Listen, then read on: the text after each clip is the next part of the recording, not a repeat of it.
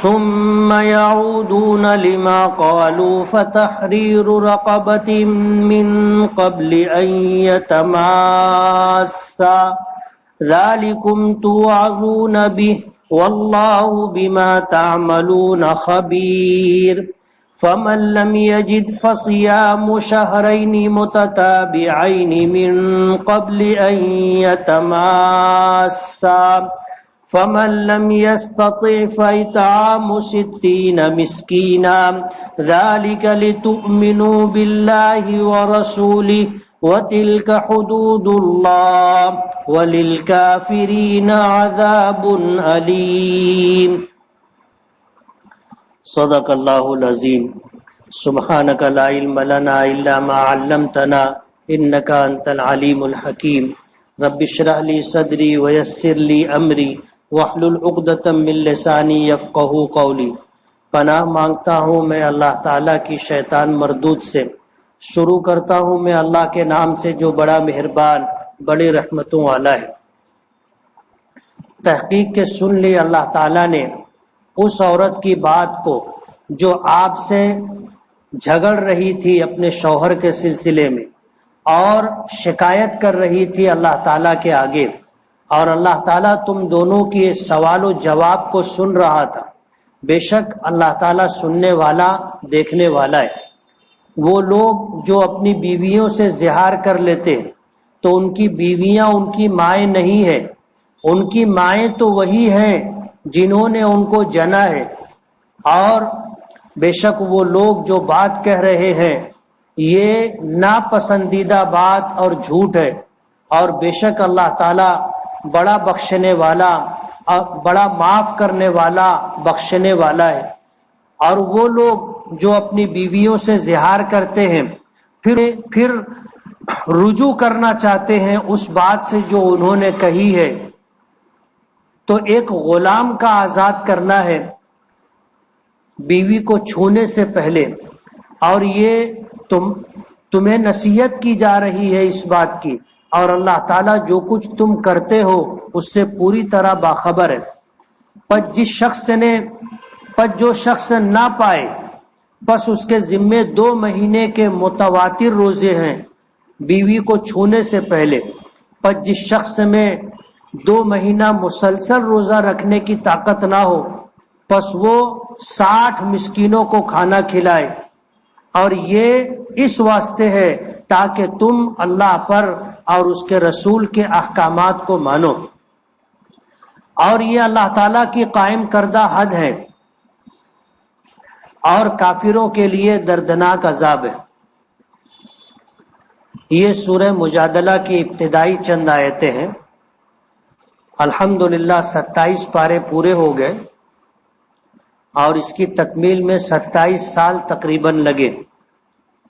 28ویں پارے کی شروعات ہے۔ دعا کریں کہ اللہ تعالیٰ عافیت کے ساتھ قرآن کریم کی تفسیر کو مکمل کروا دے۔ یہ سورہ مجادلہ ہے، نزول کے اعتبار سے مدنی ہے۔ اس میں 22 آیتیں اور 3 رکوع۔ اس سورت کا نام مجادلہ ہے۔ مجادلہ کے معنی ہیں آپس میں تکرار کرنا، سوال و جواب کرنا، حجت کرنا، بحث و مباحثہ کرنا، اس کو مجادلہ کہا جاتا ہے۔ اس سورت کا نام مجادلہ اس وجہ سے ہے کہ نبی کریم صلی اللہ علیہ وسلم کے پاس ایک خاتون آئی، اور اس نے آ کر کے اپنے شوہر کے بارے میں اللہ کے رسول صلی اللہ علیہ وسلم سے اس بات کا مذاکرہ کیا جس بات کو زمانہ جاہلیت میں طلاق کا مترادف سمجھا جاتا تھا۔ نبی کریم صلی اللہ علیہ وسلم پر اس مسئلے میں احکامات نازل نہیں ہوئے تھے۔ اللہ کے رسول صلی اللہ علیہ وسلم نے خاموشی اختیار کی اور اللہ پاک کی طرف سے احکامات کے آنے کا انتظار کرتے رہے، اور یہ عورت اللہ کے رسول سے مسلسل سوال و جواب کرتی رہی۔ حضرت عائشہ صدیقہ رضی اللہ تعالی عنہا فرماتی ہیں کہ میرے حجرے میں نبی کریم صلی اللہ علیہ وسلم سے یہ بحث و مباحثہ کر رہی تھی، لیکن میں اپنے حجرے کے ایک کونے میں تھی اور اللہ کے رسول سے وہ عورت دوسرے کونے میں گفتگو کر رہی تھی. گفتگو میں نے سنی نہیں کہ وہ اللہ کے رسول سے کس عنوان پر کس مسئلے پر بات چیت کر رہی تھی، لیکن آسمان پر اللہ تعالیٰ نے اس کی بات سن لی. اللہ تعالیٰ ہر شے سے باخبر ہے، کوئی چیز اللہ سے مخفی نہیں. زمانے جاہلیت میں زہار کو طلاق کے برابر سمجھا جاتا تھا، طلاق کا مترادف سمجھا جاتا تھا. زہار میاں بیوی کے درمیان کچھ احکامات میں سے ایک حکم ہے. زہار کا مادہ زہر ہے، اور زہر کے معنی آتے ہیں پیٹھ کے، پشت کے. مسئلہ یہ ہے کہ زمانہ جاہلیت میں اگر کسی شخص نے اپنی بیوی سے یہ بات کہہ دی کہ تو میری ماں کی پیٹھ کی طرح ہے، تو اب یہ عورت اپنے شوہر پر حرام ہو گئی. زمانہ جاہلیت میں ایسا کہنے کا مطلب یہ تھا کہ اس شوہر نے اپنی بیوی کو طلاق دے دی. اسلام میں احکامات آئے تو اسے طلاق نہیں مانا، لیکن اس جملے کے کہنے کی وجہ سے میاں بیوی کے درمیان تعلقات حرام قرار دیے گئے. اب یہ شوہر اپنی بیوی سے ہم بستری نہیں کر سکتا. ہمارے معاشرے اور سماج کے اندر بہت سارے لوگ اپنی بیویوں کو بولتے ہیں او ماں، کہتے ہیں لوگ، اور خاص طور پر خاندیش کے علاقے میں، دکن کے علاقے میں یہ بات سنی جاتی. اپنی بیوی کو ماں کہہ دیتے ہیں، اپنی بیٹی کو ماں کہہ دیتے ہیں. ماں کو تو ماں کہتے ہیں، بہن کو ماں کبھی کہہ دیتے ہیں. شریعت نے اس سے منع کیا. اگر کسی نے اپنے کسی محرم جیسے ماں ہے، بیٹی ہے، بہن ہے، پوتی ہے، نواسی ہے، دادی ہے، نانی ہے، یہ عورتیں محرم ہیں، اگر کسی نے اپنی بیوی کو یہ کہہ دیا کہ تو میری نانی کی پیٹھ کی طرح ہے، یعنی میری نانی کی پیٹھ میرے لیے جیسی ہے ویسی تو ہے، دادی، بیٹی، بہن، یہ محرم جو خواتین ہیں اگر ان سے کسی نے اس طرح کی بات کہی تو بیوی حرام ہو جائے گی. امام اعظم ابو حنیفہ رحمۃ اللہ علیہ فرماتے ہیں کہ پشت یعنی پیٹھ کے متعلق، اور اسی طرح ہر وہ عضو جس کا دیکھنا بیٹے کے لیے جائز نہ ہو، جس کا دیکھنا بیٹی کے جسم کے اس حصے کو، بہن کے جسم کے اس حصے کو جس کا دیکھنا جائز نہیں ہے، اگر اس سے مشابہ قرار دیا تو بیوی حرام ہو جائے گی. اس کو زہار کہتے. زمانے جاہلیت میں یہ طلاق مانی جاتی تھی. یہ خاتون آئی، اس نے آ کر نبی کریم صلی اللہ علیہ وسلم سے اس بات کا تذکرہ کیا کہ میرے شوہر نے مجھے کہا ہے کہ تو میری ماں کی پیٹھ کی طرح ہے. اب میرے لیے کیا حکم ہے؟ رسول اللہ صلی اللہ علیہ وسلم پر زہار کے احکامات نہیں آئے تھے، اور زمانے جاہلیت میں اس کو طلاق سمجھا جاتا تھا. تو اس عورت کو اس بات کی فکر تھی کہ مجھ پر تو زمانے جاہلیت کے اعتبار سے طلاق ہو گئی ہے، اسلام میں میرے لیے کیا حکم ہے؟ نبی کریم صلی اللہ علیہ وسلم انتظار کرتے رہے تو یہ صورت نازل ہوئی، اور اللہ پاک نے فرمایا کہ اللہ نے اس عورت کی بات سن لی جو آپ سے اپنے شوہر کے بارے میں جھگڑا کر رہی تھی، بحث و مباحثہ کر رہی تھی، اور اللہ کے آگے شکایت کر رہی تھی کہ میرے لیے کیا حکم ہے. احکامات آئے، فرمایا واللہ یسمع تحاورکما، اللہ تعالیٰ تم دونوں کی بات سن رہا تھا. بے شک اللہ تعالیٰ سننے والا اور دیکھنے والا ہے. پھر حکم آیا کہ وہ مرد حضرات جو اپنی بیویوں سے زہار کر لیتے ہیں ما ہن امہاتہم، یہ عورتیں ان کی ماں نہیں ہیں۔ جیسے کسی نے اپنی بیوی کو کہہ دیا کہ تو میری ماں ہے، میری ماں کی طرح ہے، میری ماں کی پیٹھ کی طرح ہے، یا اور جسم کے کسی حصے سے مشابہ قرار دیا جس کا دیکھنا بیٹے کے لیے جائز نہیں ہے، تو اب یہ عورت اس کے لیے حرام ہو گئی۔ اللہ پاک فرماتے ہیں کہ زمانہ جاہلیت میں جیسا سمجھا جاتا تھا کہ اب یہ ماں ہو گئی، ایسا نہیں، یہ ماں نہیں ہے۔ ان امہاتہم الا اللہ ولدنہم، مائیں تو وہ ہوتی ہیں جنہوں نے اپنی اولادوں کو جنا ہے، بیوی نے تو اپنے شوہر کو جنا نہیں، تو یہ بیوی اپنے شوہر کے لیے کیسے ماں ہو سکتی ہے؟ لیکن شوہر وہ لوگ جو زہار کرتے ہیں، اس طرح کی بات کہتے ہیں، منکرم من القول، وہ انتہائی ناپسندیدہ بات بول رہے، وزورا، اور جھوٹ بات بول رہے۔ بے شک اللہ تعالی بڑا معاف کرنے والا اور بخشنے والا ہے۔ تو یہ مائیں تو نہیں بنی، لیکن حکم یہ آیا کہ یہ اپنے شوہر پر حرام ہو گئی۔ اللہ پاک احکام بیان کرتے ہیں کہ وہ مرد حضرات جو اپنی بیویوں سے زہار کرتے ہیں، ثم یعودون لما قالوا، پھر جو بات کہی ہے اس سے پلٹنا چاہتے ہیں، ہٹنا چاہتے ہیں، تو فرمایا فتحریر رقبۃ من قبل ان یتماسا، ایک گردن کا آزاد کرنا ہے، ایک غلام کا آزاد کرنا ہے بیوی کے ساتھ صحبت کرنے سے پہلے۔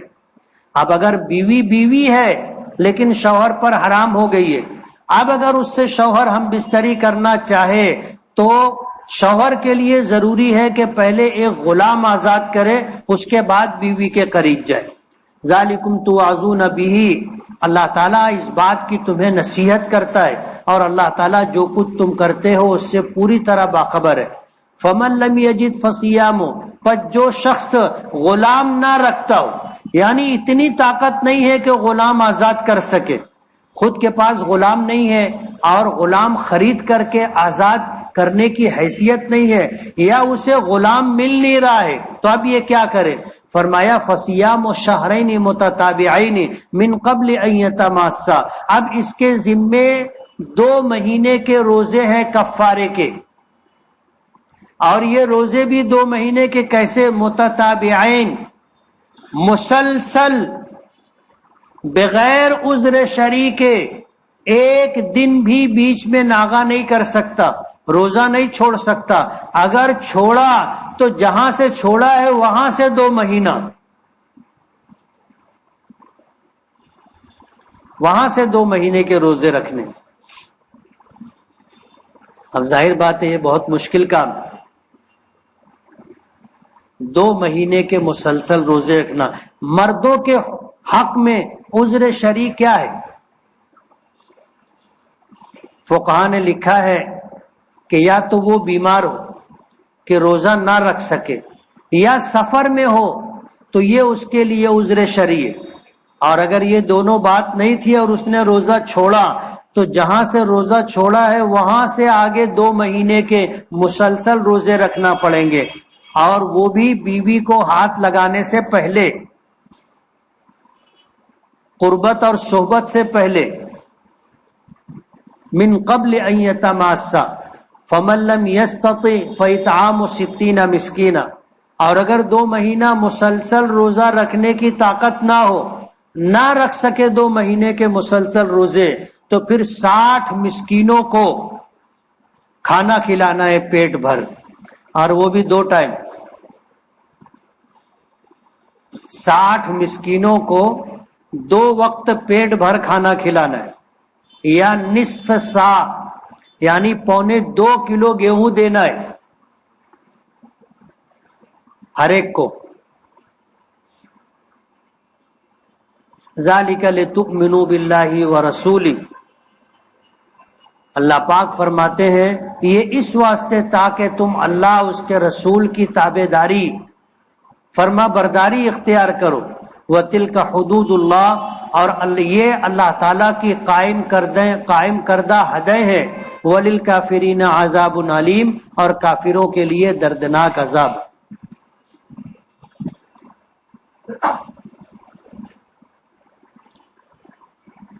لپسٹک یا میک اپ لگا کر وضو کریں تو کیا ہمارا وضو ہو جائے گا؟ ایسی کوئی چیز جو اعضائے وضو پر استعمال کی جائے جس کی وجہ سے کھال تک پانی نہ پہنچے، کھال تک پانی نہ پہنچے تو وضو نہیں ہوگا۔ مسئلہ یہ ہے کہ اگر اعضائے وضو میں بال برابر جگہ بھی کہیں خشک رہ گئی تو وضو نہیں ہوگا۔ مسلمان کوئی غیر مسلم کی آخری رسومات ادا کر سکتا ہے یا نہیں؟ وہ غیر کا کوئی رشتہ دار موجود نہیں ہے، دوسرے کسی ہندو بھائی کو بلا لینا چاہیے، وہ لوگ کر دیں گے۔ یہ ان کا مذہبی طور طریقہ ہے جس کی ہمیں اجازت نہیں۔ ہم کسی غیر مسلم کے آخری رسومات، انتم سنسکار نہیں کر سکتے، اور اگر کریں گے تو تجدید ایمان اور تجدید نکاح دونوں کرنا پڑے گا، شادی شدہ ہوگا تو، اور شادی شدہ نہیں ہوگا تو تجدید ایمان کرنا پڑے گا۔ پاکستانی کرکٹ ٹیم کا کھیل اور اس ٹیم کے کھلاڑی اچھے لگتے ہیں، اس بنیاد پر کہ ہم پاکستان کرکٹ ٹیم کو سپورٹ کرتے ہیں، مگر ہمارے دل میں ہندوستان کی محبت ہے، ہم یہ کر سکتے ہیں یا نہیں؟ شرعی اعتبار سے تو آپ جس کا بھی اچھا کھیل ہو پسند کر سکتے ہیں، لیکن ملک کے موجودہ حالات میں اس محبت کو ظاہر کریں گے تو لائن آرڈر کا مسئلہ پیدا ہو جائے گا، اور ایسا عمل جس کی وجہ سے کسی کی جان یا مال یا عزت و آبرو خطرے میں پڑے، شریعت نے اس سے منع کیا۔ بہت سے لوگ لمبی عمر کی تمنا نہیں کرتے، یہ سوچ کر کے حساب کم دینا پڑے گا، یہ تمنا کرنا کیسا ہے؟ موت مانگنا منع ہے، موت کی تمنا کرنا منع ہے، اس لیے موت آ جائے اس کی دعا نہیں کرنی چاہیے، تمنا آرزو بھی نہیں رکھنی چاہیے کہ جلدی آ جائے۔ جب آنی ہے آئے گی، اور آئے گی تو کوئی روک نہیں سکتا۔ ہاں اس کی اجازت ہے کہ اگر حالات ایسے ہوں کہ ان حالات میں آدمی کے لیے جینا مرنے سے زیادہ بدتر ہو تو وہ یہ دعا کر سکتا ہے کہ اللہ مجھے اس وقت تک زندگی دے جب تک زندگی میرے لیے بہتر ہو، اور مجھے اس وقت موت دینا جب موت میرے لیے بہتر ہو، یہ تو دعا کر سکتے ہیں۔ باقی یہ دعا نہیں کر سکتے کہ اللہ صبح ہونے سے پہلے اٹھا لے۔ سعودی عرب کے صحراؤں میں پانی کی نہریں بہہ رہی ہیں، کیا یہ قرب قیامت کی نشانیوں میں سے کوئی نشانی ہے؟ ہاں، علامات قیامت میں سے ایک علامت ہے۔ کن جانوروں کو مارنے کی اجازت دی گئی ہے اور کیوں دی گئی ہے؟ کچھ جانور ہیں جیسے سانپ ہے، چوہا ہے، کوا ہے، گرگٹ ہے، ان کو مارنے کی اجازت ہے، اس لیے کہ یہ کسی نہ کسی درجے میں یا تو نجس ہے یا موذی جانور۔ اللہ کے نبی صلی اللہ علیہ وسلم نے پہلا خطبہ قریش کو صفا پر سے دیے تھے، اس کا جواب مطلوب ہے، تم نے تو خود ہی جواب لکھا ہے۔ پہلا خطبہ کوہ صفا سے آپ نے دیا تھا، اور اس وقت اللہ کے رسول صلی اللہ علیہ وسلم نے فرمایا تھا کہ اگر میں یہ کہوں کہ اس پہاڑی کے پیچھے ایک بہت بڑا لشکر ہے جو تم پر حملہ کرنا چاہتا ہے تو تم لوگ میری بات مانو گے؟ تو لوگوں نے کہا کہ ہاں مانیں گے۔ کیوں؟ اس لیے کہ وجدنا کا صادقا و امینا، لوگوں نے کہا کہ ہم نے ہمیشہ آپ کو سچا اور امانت دار پایا ہے، اگرچہ کسی قبیلے میں ہمت نہیں ہے کہ ہم پر حملہ کرے، لیکن آپ بولو گے تو مان لیں گے۔ تو حضور نے فرمایا کہ میں تمہیں ایک اللہ رب العالمین کی الوہیت، ربوبیت اور وحدانیت کی طرف بلاتا ہوں۔ تو ابو لہب نے کہا تھا کہ تبن لکا الہذا جمعتنا، کیا تو ہلاک ہو، کیا تو نے ہمیں اس لیے جمع کیا تھا؟ اللہ پاک کی طرف سے سورہ تبت یدا ابی لہب وتب نازل ہوئی کہ ابو لہب تباہ و برباد ہو، اس کے دونوں ہاتھ ٹوٹے۔ یہ کوہ صفا پر پہلا خطبہ دیا تھا۔ مفتی صاحب مجھے 3 بیٹیاں ہیں اور اس وقت میری بیوی حمل سے ہے، ہمارے گھر میں سب بھائیوں کو اور بہنوں کو لڑکیاں ہی ہیں، کوئی عمل بتائیں کہ اللہ پاک بیٹے کی نعمت بھی عطا کر دے۔ یہ اللہ تعالیٰ کے اختیار کی بات ہے کہ یہب لمن یشاء اناثا ویہب لمن یشاء الذکور او یزوجہم ذکرانا واناثا ویجعل من یشاء عقیما، کہ اللہ تعالیٰ کسی کو بیٹی ہی بیٹی دیتا ہے اور کسی کو بیٹے ہی بیٹے دیتا ہے اور کسی کو بیٹے اور بیٹی دونوں دیتا ہے اور کسی کو لا ولد رکھتا ہے کہ اولاد ہی نہیں دیتا۔ یہ اللہ کے اختیار کی بات ہے، اللہ تعالیٰ سے مانگے، دعا کرے۔ حافظ قرآن تراویح پڑھاتا ہے اور تراویح میں قرآن مکمل ہوتا ہے تو اسے ہدیہ دیا جاتا ہے، تو اسے لینا چاہیے یا نہیں؟ اس سلسلے میں علماء کے درمیان اختلاف ہے۔ بہتر یہ ہے کہ ختم قرآن کے موقع پر نہیں دینا چاہیے حافظ قرآن کو۔ آپ کو اگر دینا ہے تو آج دے دو نا، آج دینے سے کس نے منع کیا آپ کو؟ رمضان سے پہلے دے دیں، ابتدائی رمضان میں دے دیں، اور اگر وہ تراویح نہیں پڑھاتا ہے تو بھی آپ دے سکتے ہیں۔ اور اگر آپ اس کو ہی دے رہے ہیں جو تراویح پڑھا رہا ہے تو اس کا کیا مطلب ہوا؟ کہ وہ تراویح پڑھا رہا ہے اس لیے آپ دے رہے ہیں۔ امام صاحب تراویح نہیں پڑھا رہے تو امام صاحب کو نہیں دیتے، مؤذن کو نہیں دیتے۔ دوسری مسجد میں جہاں ہم تراویح نہیں پڑھتے وہاں کے حافظ صاحب کو نہیں دیتے۔ حضرت جی آپ عیدگاہ کے امام کب اور کس طرح بنے؟ نماز میں سجدے میں پیر کس طرح رکھے؟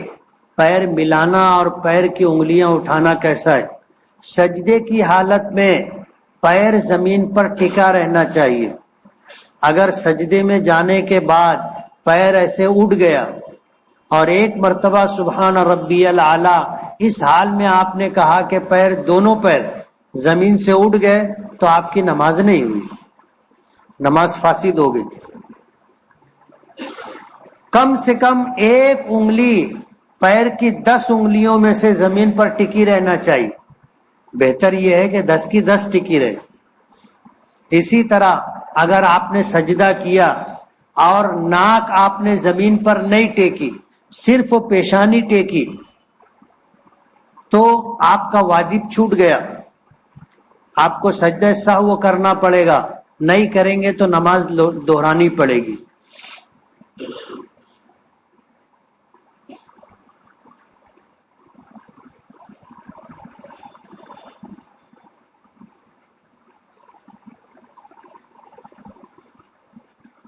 کیا نماز میں ری خارج ہونے سے روکنے سے وضو باقی رہے گا یا ٹوٹ جائے گا؟ باقی رہے گا۔ ری خارج ہوگی تو وضو ٹوٹے گا، اور نہیں خارج ہوئی تو نہیں ٹوٹے گا۔ بہت زیادہ احتلام ہونا کمزوری کے نشانی ہے، ایک بیماری ہے، اس کا علاج بھی ہے، علاج کروانا چاہیے۔ احتلام ہو جائے تو کپڑے کو کس طرح صاف کرنے کا حکم ہے؟ اگر کپڑے پر مادہ منویہ لگا ہے تو اسے پانی سے دھونا چاہیے، اچھی طرح دھونا چاہیے، رگڑ کر۔ پہلی مرتبہ دھو کر اس طرح نچوڑنا چاہیے کہ اب اس میں سے پانی نہ نکلے جتنی آپ کی طاقت ہے، پھر دوبارہ دھونا چاہیے اور اسی طرح نچوڑنا چاہیے، پھر تیسری مرتبہ دھونا چاہیے، پھر نچوڑنا چاہیے، تو کپڑا پاک ہو جائے گا۔ اور اگر کپڑا بدن پر ہے لیکن آپ کے کپڑے کے اوپر مادہ منویہ نہیں لگا تو یہ کپڑا پاک رہے گا، ناپاک نہیں ہوگا۔ زید کے دوست کو دمہ کی بیماری ہے، تو کیا وہ شادی کر سکتا ہے یا نہیں؟ کر سکتا ہے۔ عام حالات کے اندر نکاح کرنا، شادی کرنا سنت ہے، اور اگر زنا میں مبتلا ہونے کا اندیشہ ہو تو نکاح کرنا واجب ہے، اور اگر بیوی کے جسمانی حقوق ادا نہیں کر سکتا یعنی نامرد ہے تو نکاح کرنا جائز نہیں۔ کالج میں کام کے علاوہ لڑکیوں سے بات چیت کرنا، ہنسی مذاق کرنا کیسا ہے؟ جائز نہیں۔ دنیاوی معاملات میں یا کاروباری معاملات میں اپنے باپ کو گالی دینا، دھمکی دینا، مارنے کی کوشش کرنا کیسا ہے؟ ظاہر بات ہے ناجائز ہے اور گناہ کبیرہ ہے۔ میری عمر 19 سال ہے اور میں بہت بچپن سے چوری کرتا ہوں، لیکن میں اب معافی مانگنا چاہتا ہوں، آپ بتائیے سب سے پہلے میں کیا کروں؟ اگر آپ کو یاد ہو کہ آپ نے کس کی کیا چیز چورائی ہے، وہ چیز اسے واپس کریں، اور اگر ایسے جا کر کے دینے میں کسی طرح کی کوئی ذلت کی بات ہو تو آپ اس کو کسی اور طریقے سے دے سکتے ہیں کہ اسے پتہ نہ چلے، منی آرڈر کر دیں،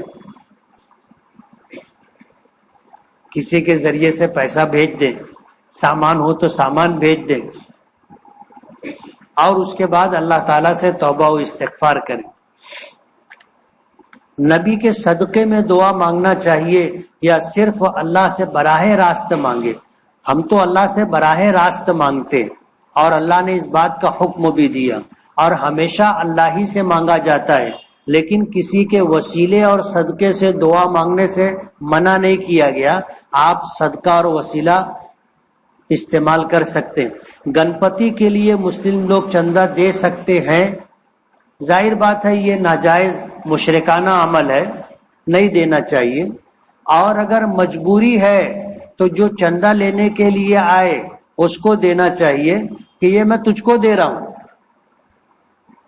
اب وہ لے جائے گٹر میں ڈالے یا سر پہ رکھے یا اپنی جیب میں رکھ لے یا گنپتی خرید لے کر لے آئے، یہ اس کی مرضی ہے۔ اپنی مجبوری یہ ہے کہ اگر نہیں دیں گے تو ناراضگی ہوگی، آگے اگر کسی طرح کا اندیشہ ہو تو ظاہر بات ہے اس اندیشے سے بچنے کے لیے دینا اگر مجبوری ہے تو اس طرح دیں کہ بھئی یہ پیسہ میں تجھ کو دے رہا ہوں۔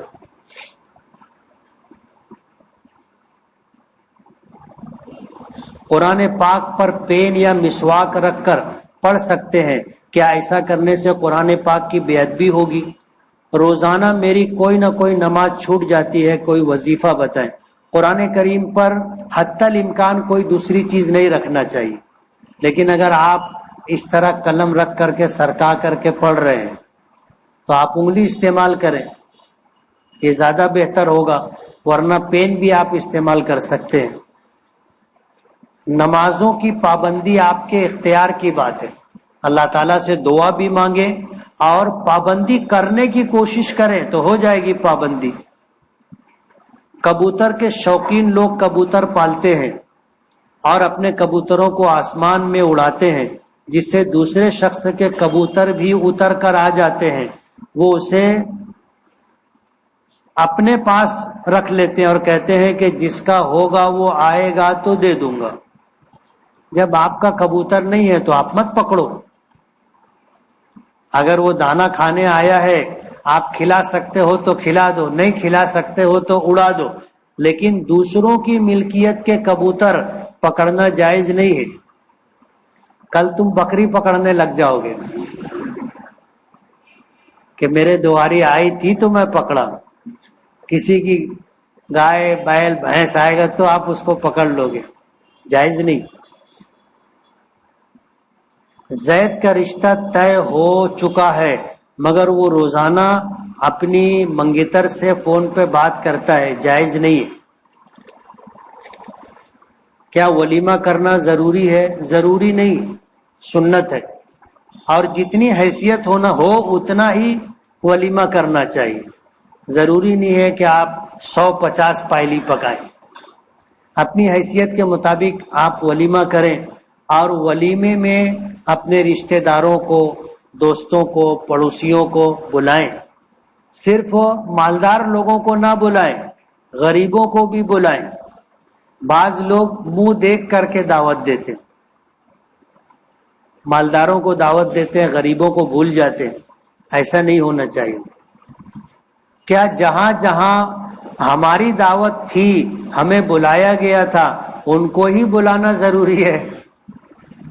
ایسا نہیں ہے، آپ ان کو بھی بلاؤ، اور جس نے آپ کو نہیں بلایا تھا آپ ان کو بھی بلا سکتے ہیں، لیکن اپنی حیثیت کے مطابق ولیمہ کرنا چاہیے، سب کو بلانا ضروری نہیں ہے۔ نبی کریم صلی اللہ علیہ وسلم نے ایک ولیمہ ایسا بھی کیا تھا کہ آپ نے دسترخوان اپنا بچھایا اور لوگوں سے کہا اپنے اپنے گھر سے ڈبہ لے کر کے آ جاؤ اور میرے دسترخوان پر کھا لو، یہ ولیمہ رہے گا۔ تو لوگوں نے اپنے اپنے گھر سے ڈبہ لائے، حضور کے دسترخوان پر کھائے۔ ایسا بھی ولیمہ ہوتا ہے۔ اللہ کے رسول صلی اللہ علیہ وسلم نے کوئی انتظام نہیں تھا تو آپ نے اس طرح ولیمہ کیا، اور انتظام جب تھا تو آپ نے گوشت و روٹی بھی ولیمے میں رکھی۔ اگر لڑکی کا باپ شادی کے لیے نہ مان رہا ہو لیکن لڑکی راضی ہے تو اس کے ماں باپ کی مرضی کے بغیر نہیں کرنا چاہیے۔ ماں باپ کی رضامندی ضروری۔ کب؟ جب کہ لڑکی کا پہلا رشتہ ہو، اور اگر لڑکی کا نکاح ہو چکا تھا، طلاق ہو گئی، یا نکاح ہو گیا تھا، شوہر کا انتقال ہو گیا، تو اب یہ لڑکی اگر نکاح کرنا چاہے اور ماں باپ راضی نہ ہو تو یہ کر سکتی، اس لیے کہ اس کو شوہر کا تجربہ ہو چکا ہے، اس لیے۔ اور ظاہر بات ہے کہ کنواری لڑکی ہے تو اس کو شوہر کا تجربہ نہیں، اس لیے ماں باپ کی مرضی ضروری۔ بسم اللہ الرحمن الرحیم، الحمدللہ رب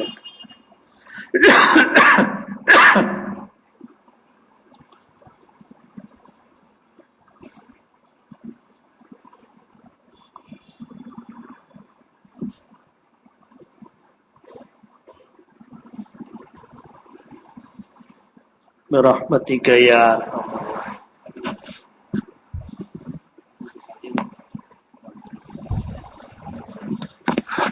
کل گنپتی وسرجن ہے۔ جو لوگ جمعہ کی نماز یا دیگر نمازوں کے لیے جامع مسجد آئیں تو وہ اس بات کا خیال رکھیں کہ سواری لے کر کے نہ آئیں، کہیں اور سواری کھڑی کر دیں اور نماز کے لیے آئیں۔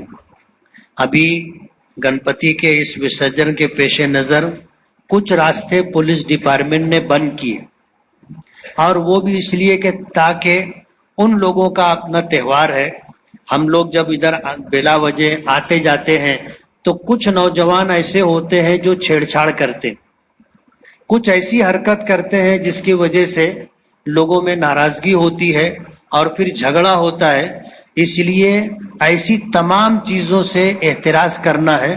حتی الامکان اس بات کی کوشش کریں کہ آپ دیکھیں ہی نہ جن چیزوں کی پوجا کی جاتی ہے، ظاہر بات ہے یہ شرک ہے، اس لیے ایسی چیزوں کو نہیں دیکھنا چاہیے، اور وہاں پر جو پروگرام وغیرہ ہوتا ہے اس میں شرکت نہیں کرنا چاہیے، اس طرف سے گزرنے سے بھی احتراز کرنا چاہیے، اس بات کا خیال رکھیں۔